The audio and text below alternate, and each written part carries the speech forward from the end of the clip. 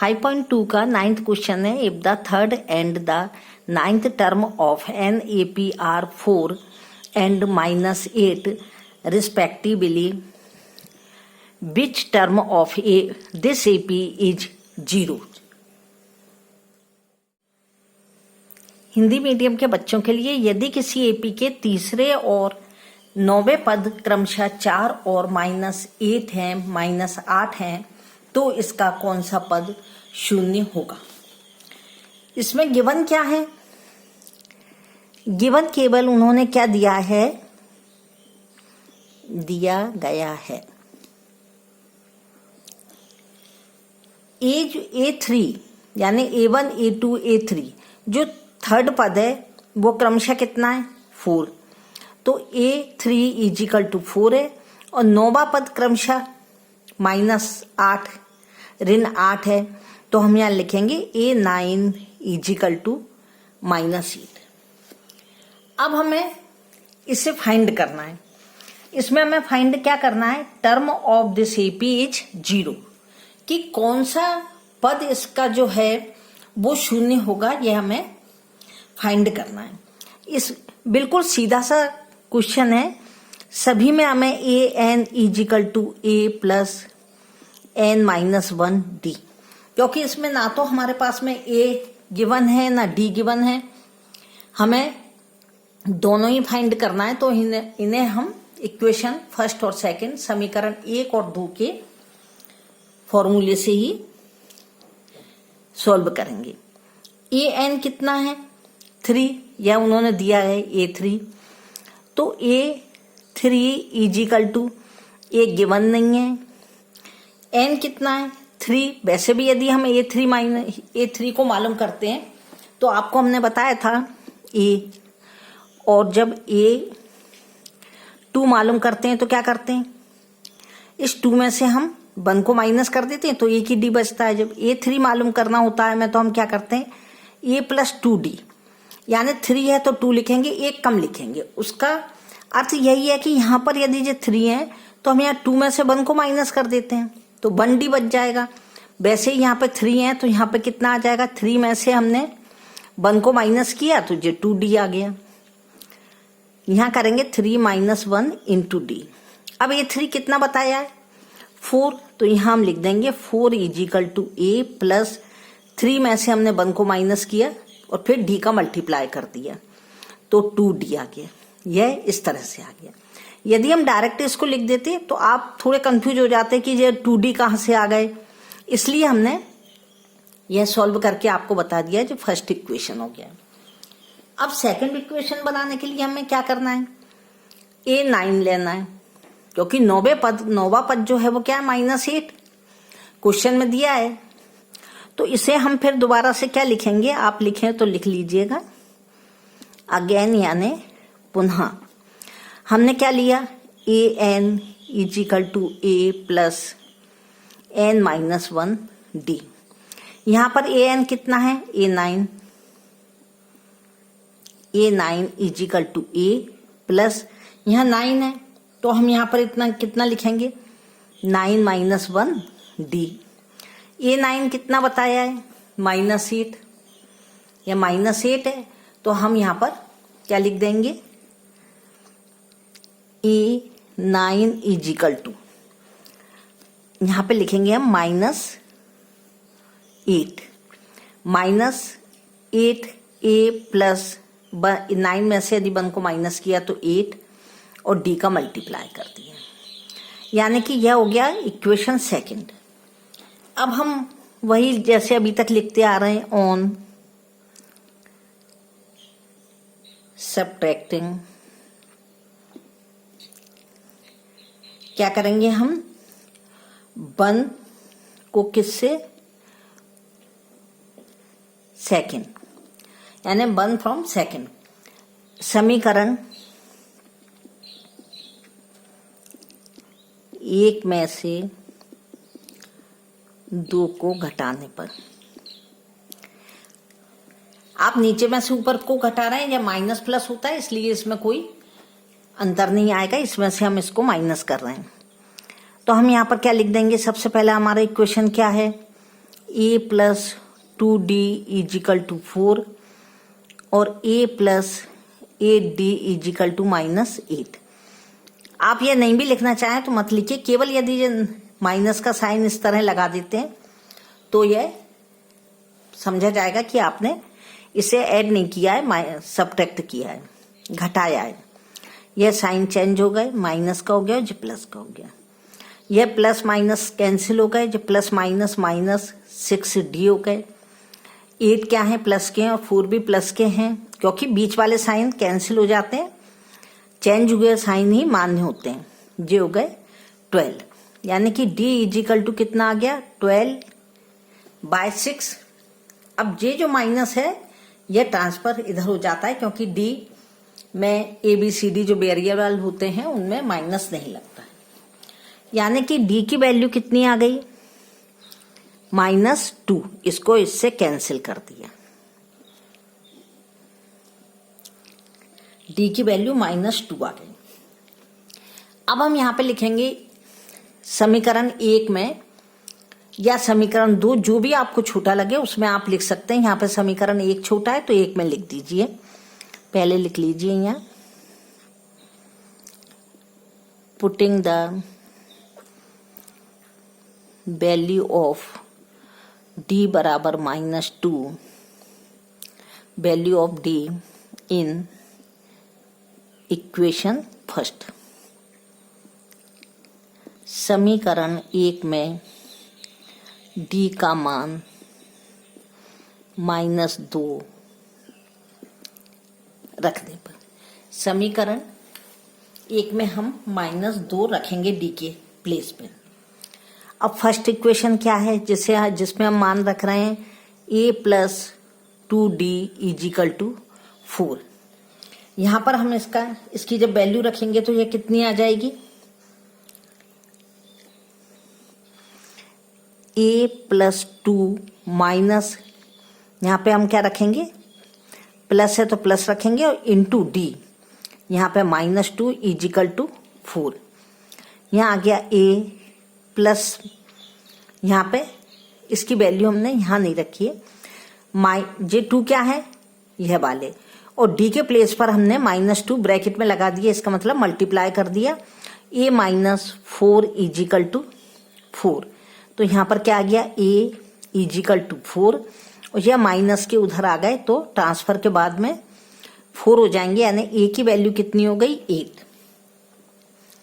यह a की value 8 आ गई और d की वैल्यू -2 आ गई। अब हमें यह देखना है कि कौन सा पद शून्य होगा, which term of this AP is 0। तो इसके लिए हमें क्या करना पड़ेगा, जिस तरह से हमने जो फॉर्मूला लगाया है उसी फॉर्मूले को लगाएंगे, an equal to a plus n-1 into d। an के प्लेस पे हमें क्या रखना है, 0, क्योंकि उन्होंने कहा 0 का जो पद है, कौन सा पद शून्य होगा, तो हमें यह देखना है कि शून्य कौन से पद पर आ रहा है, इसलिए a की वैल्यू के प्लेस पे हमने a की वैल्यू रख दी। n कितना है, यहाँ पर n है 3, क्योंकि जो हमने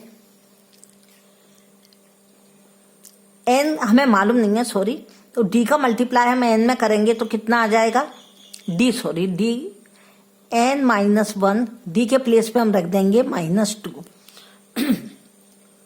यहाँ आ गया 0, 8, -2 का n में मल्टीप्लाई किया तो माइनस प्लस माइनस 2n, और माइनस माइनस प्लस 2 बन जाए 2।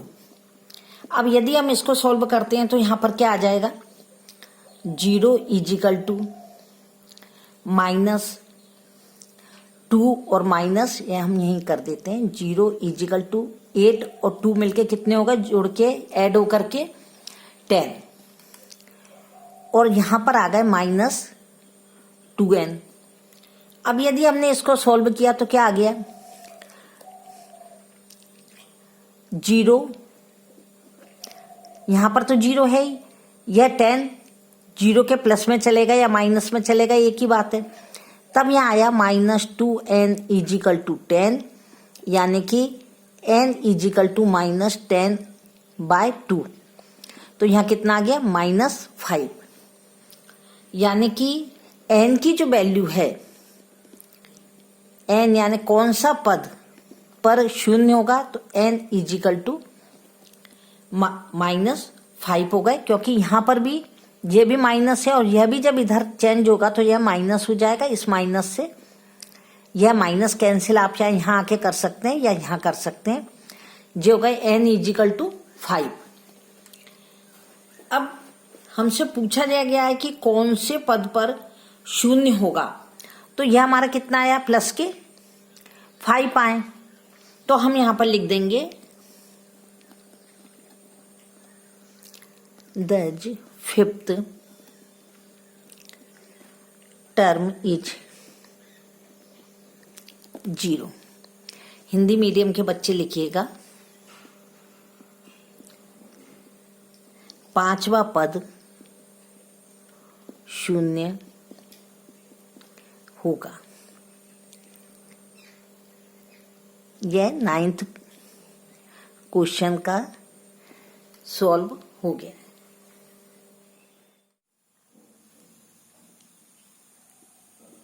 10th क्वेश्चन है, the 17th term of NAP exceed it's 10th term by 7। Find the common difference. Hindi medium के बच्चों के लिए, किसी एपी का 17वां पद उसके 10वें पद से 7 अधिक है, इसका सार्व अंतर ज्ञात कीजिए। हमें कॉमन डिफरेंस यानी कि सार्व अंतर ज्ञात करना है। इसमें ना ए दिया है ना डी दिया है, डी तो खैर फाइंड करना ही है, लेकिन ना तो 17वां पद दिया है ना 10वां पद दिया है। दोनों में क्या बताया है कि 17वां जो पद है वह 10वें पद से 7 अधिक है। तो इसमें हमें जब हम सॉल्व करेंगे तो हमें इसमें क्या करना है कि जब हम कर रहे हैं तो सबसे पहले हमें यह देखना है कि A17 इजिकल टू उन्होंने क्या कही है, A10th, यानी कि जो 10th टर्म है उससे कितना है 7 मोर देन है।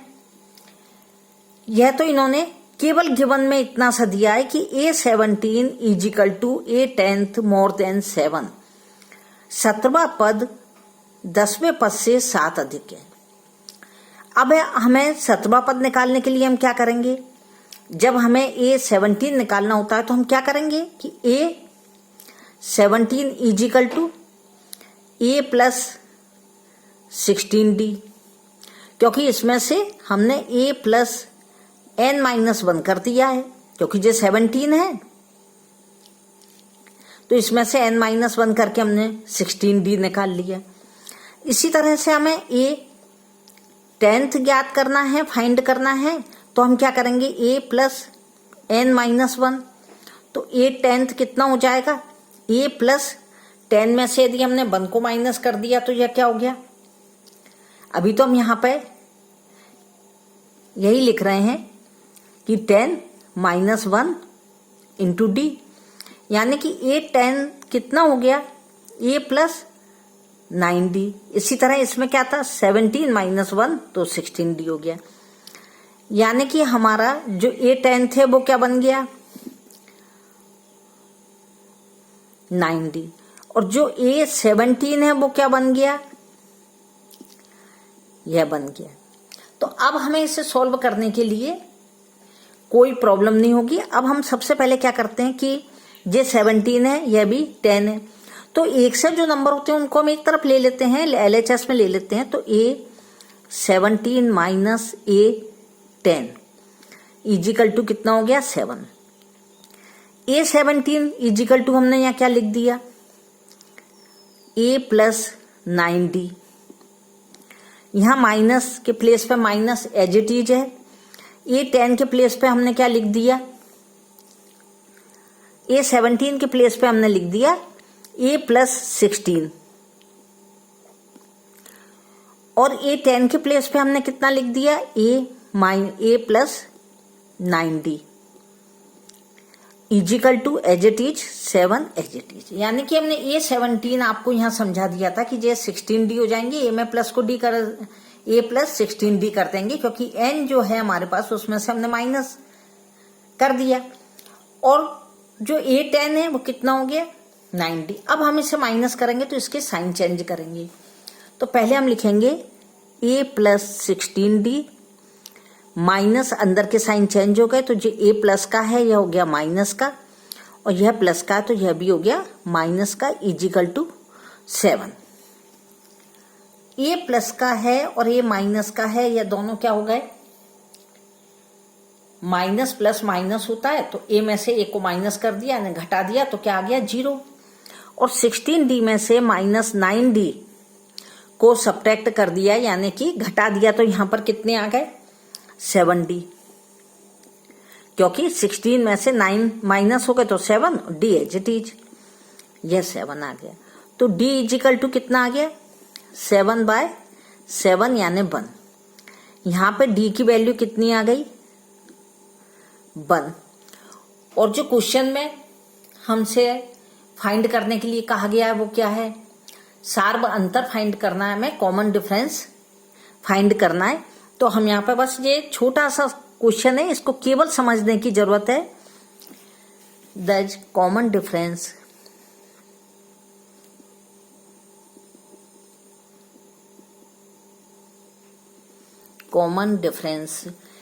यानी कि जो D है वह कितना है, D इज कितना है 1। यहां पर हम लिखेंगे सर्वांतर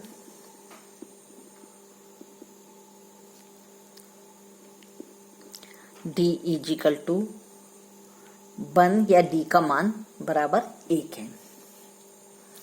यह इस वीडियो में 9th और 10th दोनों क्वेश्चन एक साथ सॉल्व हो गए।